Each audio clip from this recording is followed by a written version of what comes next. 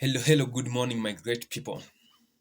So, as we commemorate the Man Mental Health Awareness Month, today being the last day, I would like to come and present one of the last topic I would like to talk about, and it's called avoidance attachment.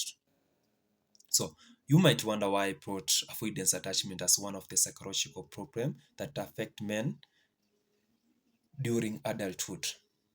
So, in the layman language, avoidance attachment can be defined as one of the psychological and emotional coping style that is mostly developed during our life. This avoidance attachment is often characterized by the strong need for independence and the discomfort with closeness, vulnerability, and emotional distance from others. So, in the other word, most people who are suffering with avoidance attachment tend to suppress their emotional stress or emotional needs. They usually avoid what we call intimacy and distance themselves from relationship as a way that they think that they are protecting themselves from rejection or being disappointed from the relationship, or sometimes they don't want to lose. That's why they usually tend to avoid what we call intimacy.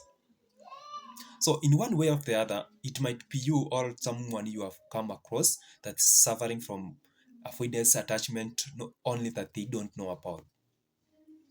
So, in your life, you might have find these people who don't usually like to get in touch with their parents, friends, family, or they don't want to get that close with people. Believe me, it's not something they want to do, but it's already built in them and they can't avoid it. So this might be as a result of poor bringing up of children, whereby you find some parents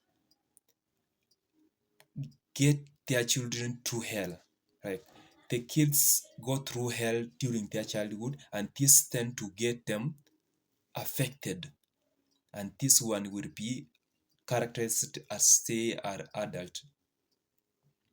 So, for broad explanation, I would like to say or to break down the avoidance attachment to various topics.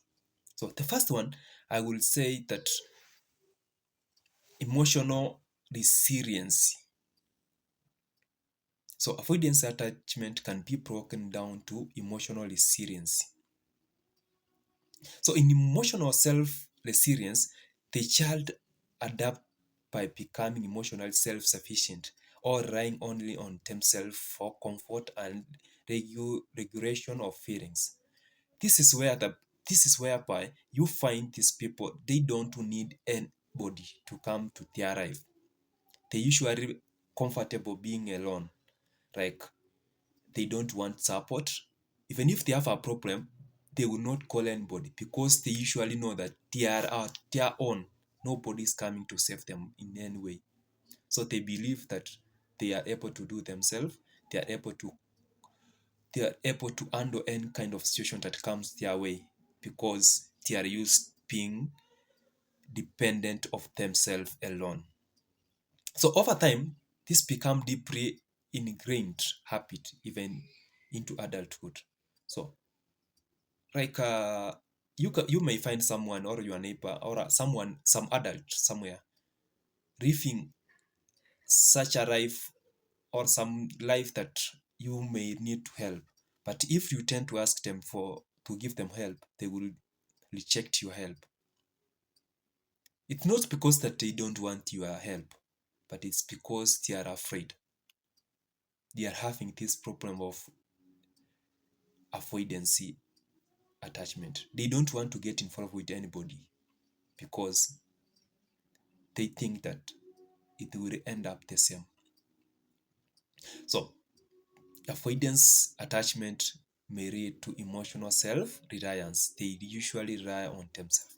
So, the second thing we would say that it's rooted in early childhood experience. How? So, most people who are having avoidance attachment, the problem started from when they were kids. Avoidance attachment from forms when a child consistently experiences emotional unavailability, rejection, or neglect from caregivers, parents, or where they are being brought up. So this is something that's built step by step as you grow up in your life. And when you are adult, it is now becoming a normal thing into your life. You believe that everyone will neglect you. You believe that nobody is going to be there for you. You believe that no matter what, life will not change.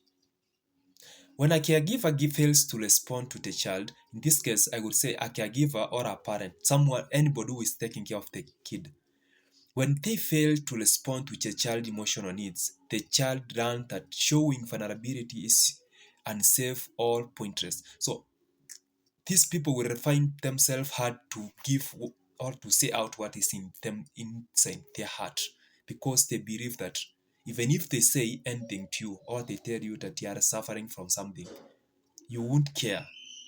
Nobody always care for them. So they will make it an habit of not sharing anything. So that's why I said this thing usually happen to men as compared to the other gender. So the third thing that usually come as a result of avoidance attachment is fear of dependence and vulnerability. So what it means is that avoidance avoidantly attached individual associate emotion closeness with loss of control, pain, or weakness. So this is where these people tend to think that sharing is a sign of carelessness or is a fine sign of vulnerability. They don't want to get pain or they don't want to show that they are weak. They rather hide their feeling than showing that they are weak to the world. To avoid these passive threats, they disconnect emotionally, downplay their needs, and avoid opening up to others. So, since they don't want to show their weakness, they don't want people to think that they are weak. They don't want people to think that they don't matter. It's they cope up with us. They usually cope up with the feeling of that they don't need to be close to others. They don't want to share anything from their life because it's their protection of weakness. So, in relationship, they struggle with forming and maintaining emotionally close reputation. That's where you find these people ending their relationship in a short period. They don't try being in a long-term relationship because they fear that building a strong relationship with others will end up breaking them. So they usually think that they are uncomfortable with emotional intimacy and they may fear losing their identity in close relationship. They don't want to lose their identity. They want people to think that they are okay even if they are not. So avoidance attachment is one of the big problem or big psychological problem that affect men, unlike the other gender.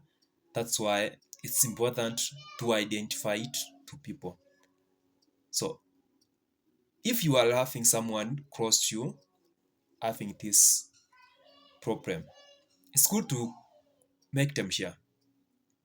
Try as much as possible to convince them that it's okay to share. It's okay to cry sometime. It's okay to come out. It's okay to fail. It doesn't kill when you fail. People fail, but that doesn't mean it's the end of life. So avoidance attachment is one of the biggest psychological problems that men are having throughout the world, and we don't want to accept that. So, as much as we had a lifetime as growing up, but that doesn't determine who we are or what we wanna make in life.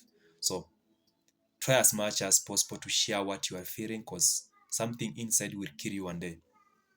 Try as much to share it out. It's okay to fail. It's okay to get people rejecting you. It's okay for people to laugh at you. because you are human. Life doesn't end when you share your problem. Life doesn't end when people realize you are weak. It's okay to realize that, but it's good also to get help. Try as much as possible to share what you are feeling.